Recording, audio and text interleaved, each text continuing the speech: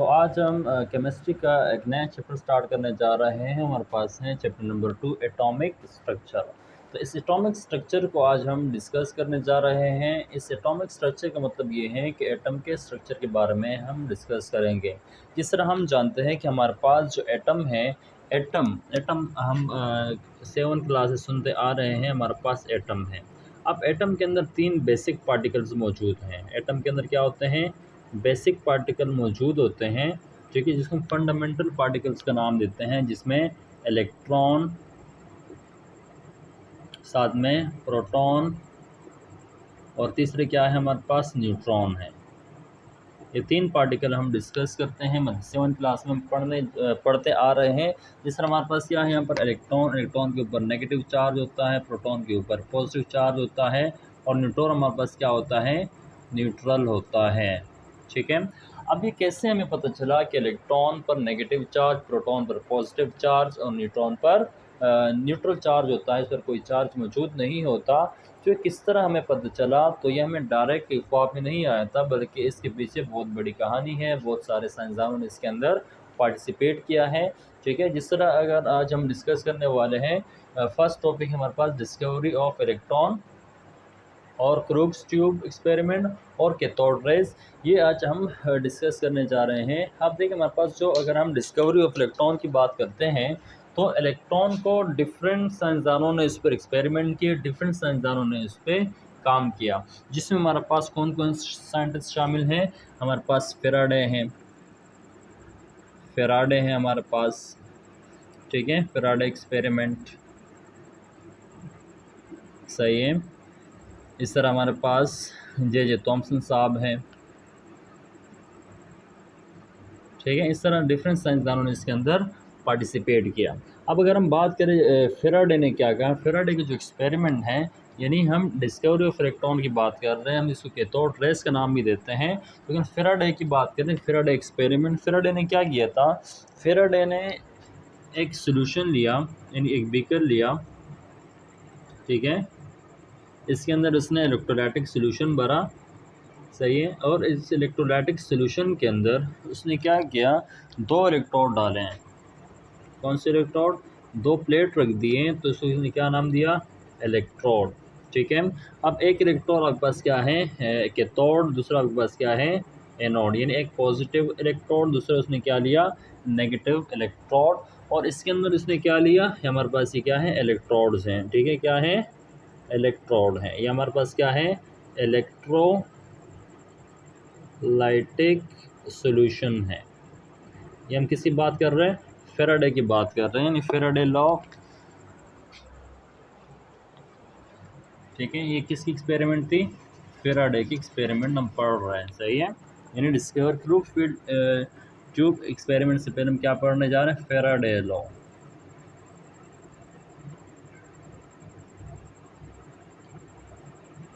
ठीक है, क्या पढ़े? Faraday experiment. ये फेराडे की एक्सपेरिमेंट पढ़ रहे हैं। फेराडे ने क्या लिया? एक बीकर लिया, उसके अंदर उसने इलेक्ट्रोलाइटिक सोल्यूशन लिया और साथ में 2 इलेक्ट्रोड इसे डिप किए। एक हमारे पास था नेगेटिव, दूसरे क्या था? पॉजिटिव। और इसे उसने क्या किया? एक बैटरी के साथ जोड़ दिया। किसके साथ जोड़ दिया? बैटरी के साथ। ठीक है। और एक इलेक्ट्रोड से दूसरे इलेक्ट्रोड तक वायर उसने लगाया। अब उसने क्या किया? बीच यहाँ पर क्या था? इलेक्ट्रोलाइटिक सोल्यूशन इसके अंदर फिल किया। जब फेराडे ने इस इलेक्ट्रोलाइटिक सोल्यूशन से इलेक्ट्रिसिटी को गुजारा, क्या किया? इलेक्ट्रिसिटी को पास किया, तो उसने देखा कि इस इलेक्ट्रोलाइटिक सोल्यूशन के अंदर जो आयंस मौजूद थे, पॉजिटिव नेगेटिव जो भी इसके अंदर आयंस थे, वो क्या किया? उन्होंने क्या किया कि वो अपने रिस्पेक्टिव इलेक्ट्रोड की तरफ मूव किया। उसने क्या किया?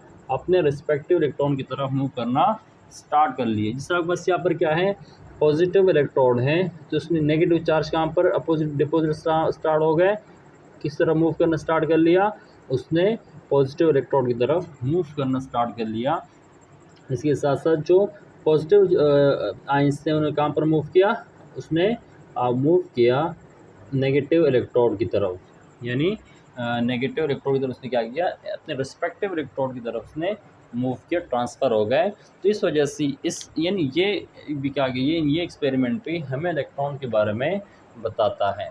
इसके पास हमारे पास अभी हम जो डिस्कस करने वाले हैं, हम क्या डिस्कस करने जा रहे हैं, क्रूग ट्यूब एक्सपेरिमेंट या कैथोड रे एक्सपेरिमेंट, ठीक है, या इलेक्ट्रॉन की डिस्कवरी के बारे में हम डिस्कस करने जा रहे हैं। ठीक है, तो अभी हमारे पास टॉपिक क्या है, डिस्कवरी ऑफ इलेक्ट्रॉन और क्रूग ट्यूब एक्सपेरिमेंट और कैथोड रेज, इसको हम डिस्कस करने जा रहे हैं। तो इस इलेक्ट्रॉन की डिस्कवरी में या कैथोड रेज की डिस्कवरी में उन्होंने क्या लिया, 3-4 चीज़ें ली। जिस तरह 2 इलेक्ट्रोड लिए, एक हमारे पास इलेक्ट्रोड है, ये इलेक्ट्रोड हमारे पास कौन सा इलेक्ट्रोड है, ये हमारे पास इलेक्ट्रोड है, ठीक है, सही है। हमारे पास क्या है, एक इलेक्ट्रोड हमारे पास कैथोड यानी नेगेटिव है, दूसरा हमारे पास जो इलेक्ट्रोड है ये क्या है, ये भी इलेक्ट्रोड है, यानी एक पॉजिटिव इलेक्ट्रोड है, दूसरे क्या है, नेगेटिव इलेक्ट्रोड है। क्लियर है यहाँ तक।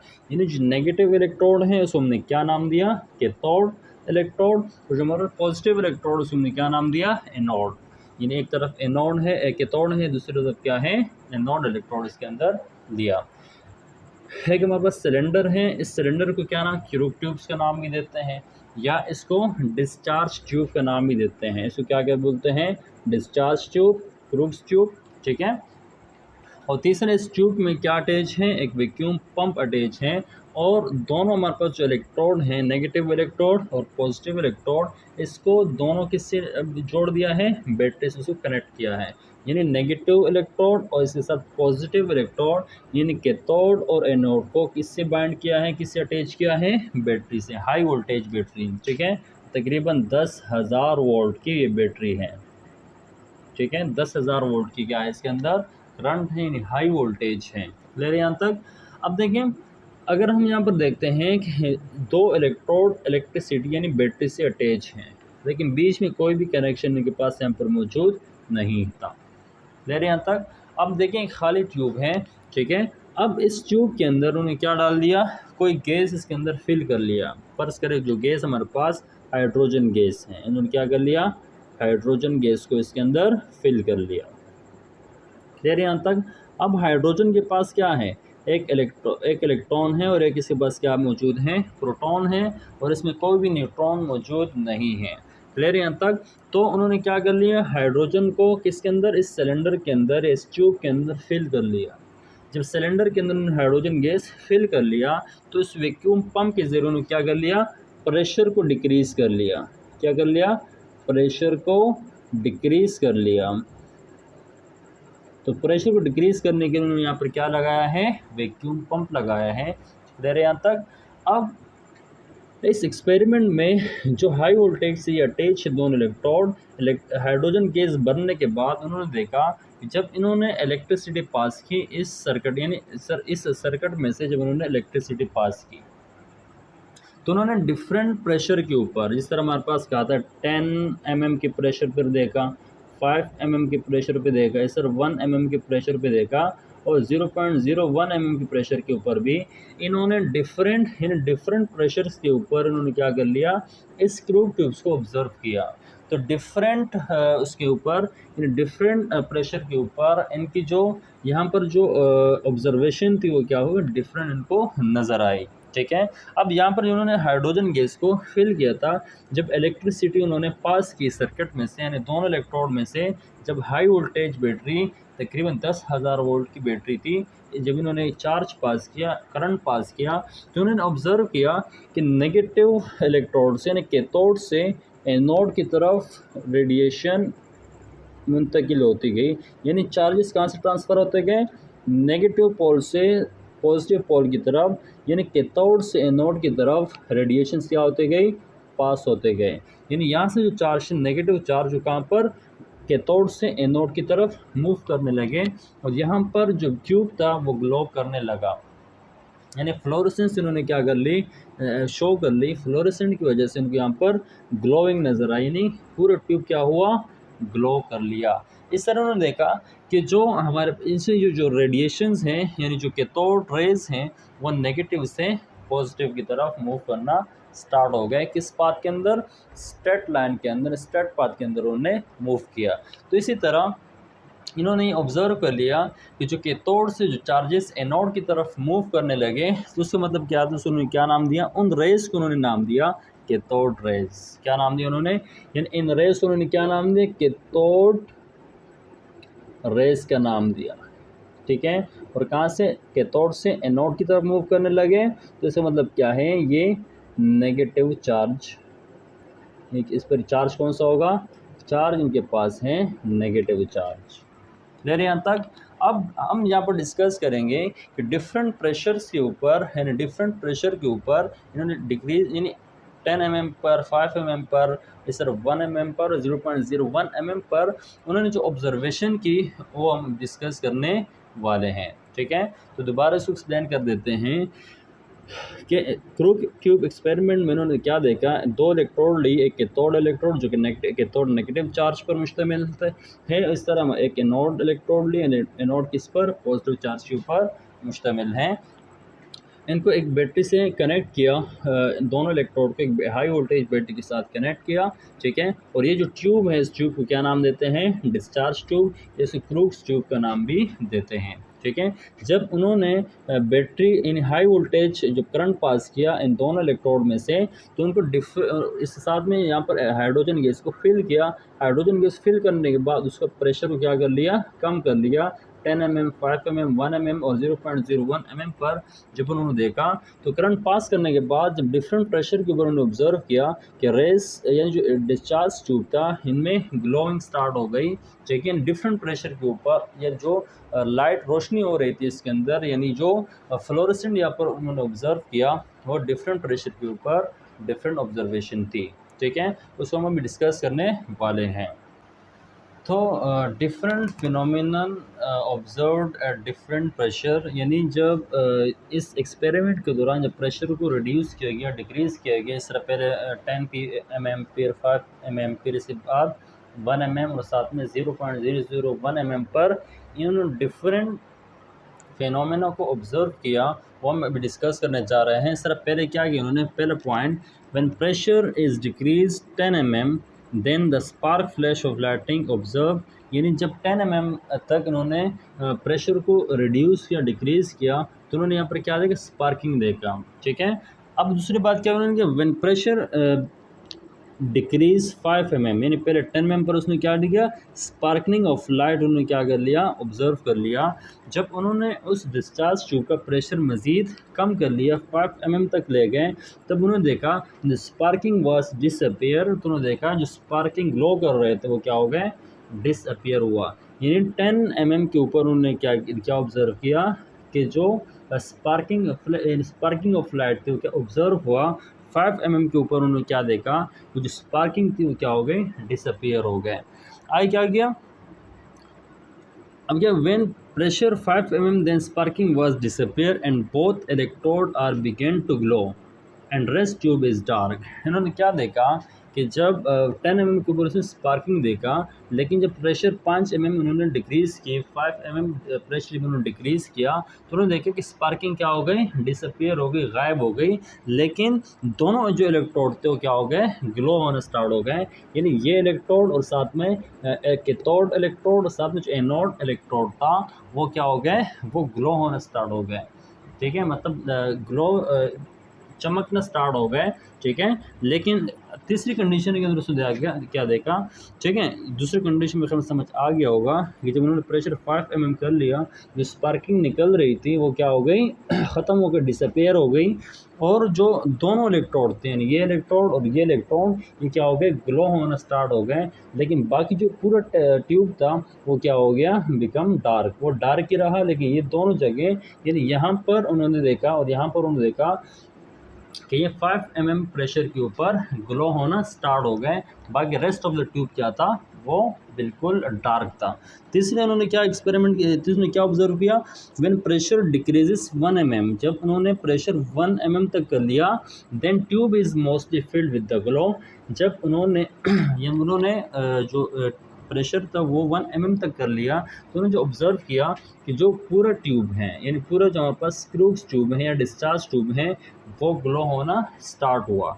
ठीक है, और जब उन्होंने प्रेशर को मज़ीद डिक्रीज़ किया, 0.01 mm तक उन्होंने जब प्रेशर को डिक्रीज़ किया, then wall of the tube begins to glow with the brilliant green light. यानी जब प्रेशर मज़ीद उन्होंने वैक्यूम पंप के ज़रिए से उस गैस का प्रेशर मज़ीद कम कर लिया, 0.01 mm तक ले गए, तो जो इस टेस्ट जो ट्यूब है, क्रूज ट्यूब है, डिस्चार्ज ट्यूब था, उनके जो वॉल हो गए वो क्या हो गए, ब्रिलियंट ग्रीन लाइन से क्या हो गए, ग्लो होना स्टार्ट हो गए। यानी जो ग्लो हो गया वो किस कलर में था, ब्रिलियंट ग्रीन कलर से, यानी ग्रीन कलर से पूरे से जो वॉल्स उसके ऊपर फैल गया। दोबारा समझते हैं कि जब 10 mm के ऊपर उन्होंने जब उन्होंने प्रेशर क्या कर लिया, यहाँ पर 10 mm तक जब उन्होंने प्रेशर को रिड्यूस किया, डिक्रीज़ किया इस ट्यूब का, तो उनको क्या नज़र है, sparking of flash of lightning, यानी स्पार्किंग नज़र आ गई। लेकिन जब उन्होंने 10 mm से 5 mm तक को प्रेशर को डिक्रीज़ किया, तो उसमें जो स्पार्किंग थी वो क्या हो गई, डिसअपेयर हो गई। लेकिन 5 mm के प्रेशर के ऊपर कैथोड और एनोड जो इलेक्ट्रोड थे वो ग्लो हो रहे थे, ठीक है, उसमें स्पार्किंग यानी जो चमक रहे थे, लाइटनिंग हो रही थी। लेकिन जब उन्होंने प्रेशर को मज़ीद 1 mm तक कर लिया, तो मोस्टली आपके पास जो पूरा जो ट्यूब था वो फिल्ड हुआ किस चीज़ से, विद ग्लो। क्या हुआ, 1 mm के प्रेशर के ऊपर जब उन्होंने 5 mm से डिक्रीज़ किया 1 mm तक, तो मोस्टली जो आपके पास सिलेंडर था, जो डिस्चार्ज ट्यूब थे, वो क्या हुआ, ग्लो होना स्टार्ट हुआ। लेकिन जब उन्होंने प्रेशर को मज़ीद डिक्रीज़ किया वैक्यूम पंप के ज़रिए, जब प्रेशर हुआ 0.01 mm तक, तब उन्होंने देखा कि पूरा जो रेस्ट ऑफ वॉल हैं, यानी पूरा आपके पास जो वॉल्स हैं डिस्चार्ज ट्यूब के, वो ग्लो होना स्टार्ट हो गए with brilliant green light. Clear यहाँ तक। अब डिफरेंट गैसेस डिफरेंट कलर्स देते हैं डिफरेंट प्रेशर के ऊपर। यहाँ पर कौन सा लाइट उन्होंने ऑब्जर्व किया, ब्रिलियंट ग्रीन लाइट। क्लियर यहाँ तक। तो ये कहानी किस चीज़ की थी, यानी उन्होंने क्या किया, डिफरेंट प्रेशर्स के ऊपर डिफरेंट उन्होंने ऑब्जर्वेशंस की, वो भी हमने यहाँ पर डिस्कस किया। उम्मीद है आपको समझ आ गया होगा। अब हम समझने जा रहे हैं cathode rays, properties of cathode raise हम समझते हैं। तो अभी हम डिस्कस करने जा रहे हैं प्रॉपर्टीज़ ऑफ कैथोड रेज, यानी कैथोड इलेक्ट्रोड से जो रेज निकलती हुई पॉजिटिव प्लेट के ऊपर ट्रांसफ़र हो गई थी, इसको हम कैथोड रेज बोलते हैं, उसकी हम प्रॉपर्टीज डिस्कस करने जा रहे हैं। अब क्या कह रहे हैं, if an opaque body is placed in a path of cathode rays, a shadow was observed which indicate these rays travel in straight line। यानी जब आप इसके, यानी हमारे पास क्या है, जो कैथोड रेज यहाँ से निकलते हैं वो क्या करते हैं, स्ट्रेट लाइन के अंदर मूव करते हैं। सही है, स्ट्रेट लाइन मीन कि वो इलेक्ट्रोड से निकल, यानी नेगेटिव इलेक्ट्रोड से निकल के डायरेक्ट कहाँ पर जाते हैं, पॉजिटिव इलेक्ट्रोड में विदाउट डिफ्लेक्शन। जब तक अगर आप इलेक्ट्रोस्टैटिक या मैग्नेटिक फील्ड अगर यहाँ पर जब तक आप इस पर अप्लाई नहीं करते हैं, तो क्या करेंगे, स्ट्रेट मूव करेंगे, स्ट्रेट लाइन के अंदर मूव करेंगे। ठीक है, विच क्या शेडो वॉस ऑब्जर्व, जिसमें शेडो ऑब्जर्व होता है। ठीक है, अब नज़र आ रहा होता है कि शेडो रेज मूव करते हैं नेगेटिव से पॉजिटिव प्लेट की तरफ। आई क्या है, if light paddle wheel is placed it indicates these rays are material particles.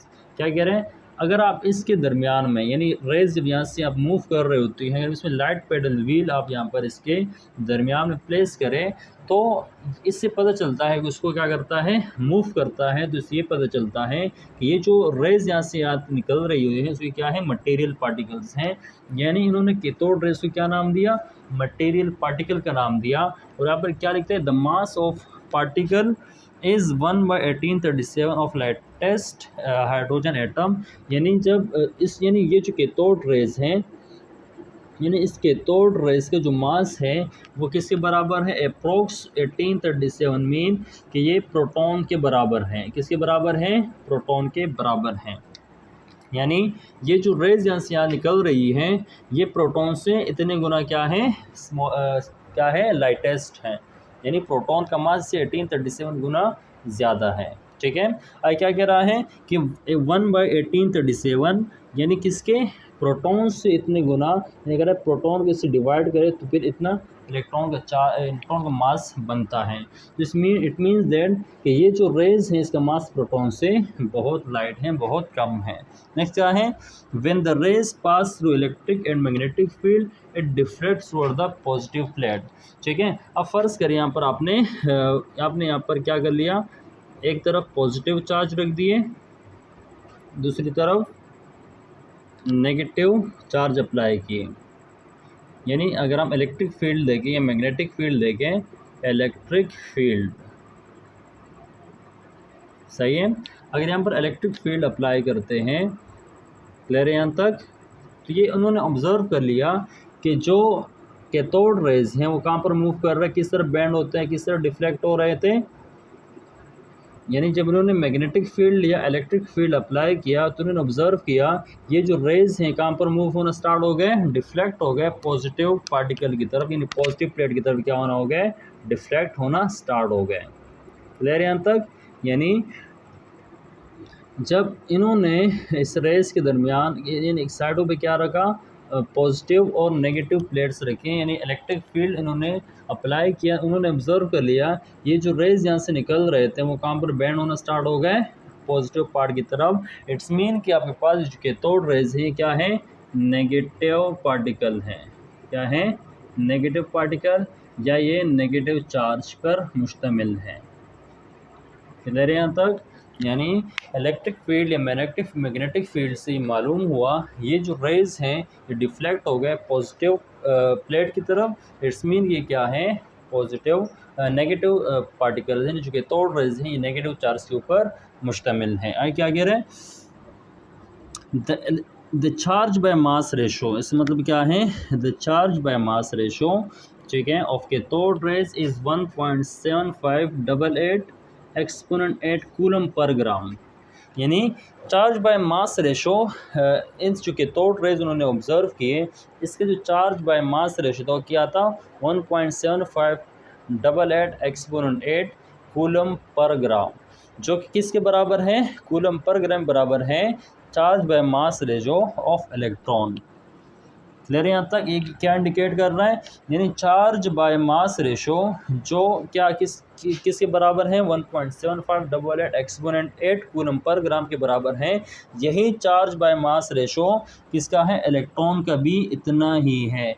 यानी इलेक्ट्रॉन का और जो कैथोड रेज है इनका charge by mass ratio equal है। इट्स मीन दैट कि ये जो कैथोड रेज हैं ये भी क्या है, इलेक्ट्रॉन, यानी इलेक्ट्रॉन जैसे जो चार्ज बाय मास रेशो किसके बराबर था, इलेक्ट्रॉन के बराबर था। इस वजह से इसको क्या नाम देते हैं, कैथोड रेज। यानी इसी एक्सपेरिमेंट से इंडिकेट करता है कि ये क्या है, इलेक्ट्रॉन्स हैं। ठीक है, ये इसके क्रेडिट किसे जाता है, जे थॉमसन को। इसलिए इलेक्ट्रॉन की डिस्कवरी में किसका नाम आता है, जे थॉमसन। जे थॉमसन के अलावा भी फेराडे वगैरह ने भी फेराडे वगैरह ने भी इलेक्ट्रॉन्स के ऊपर काम किया। यानी इलेक्ट्रॉन को की डिस्कवरी में डिफरेंट साइंसदानों ने पार्टिसिपेट किया, जिसमें जो सबसे जो ऑनर मिलता है किसको मिलता है, जे थॉमसन। ठीक है, अब ये क्या है, ये जो कैथोड रेज हैं अगर ये किसी मेटल प्लेट से स्ट्राइक करता है, यानी कैथोड रेज जब